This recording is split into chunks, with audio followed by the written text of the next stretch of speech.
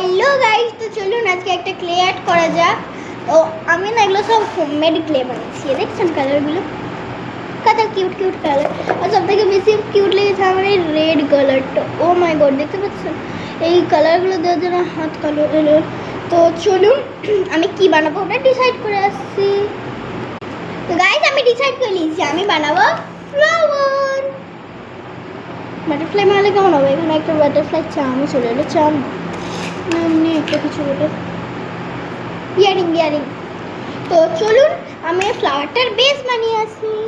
তো এটা আমার বেস, আর বাদ বাকি আমি এইগুলো এইটার উপর থেকে ডিজাইন করবো। এটা দিয়ে এইগুলো দিব। ওকে করে আসি। দেখুন গাইস আমার এটা কমপ্লিট হয়ে গেছে। কেমন লাগছে আমার ফ্লাওয়ারটা কমেন্ট করে যাবে, আর আরও মোর আইডিয়াস আমাকে ডিজার্ভ করে দেবেন। দিয়ে যাবেন যাতে আমি আরও কটা ভিডিও করতে পারি ক্লে আর্টের। Bye bye.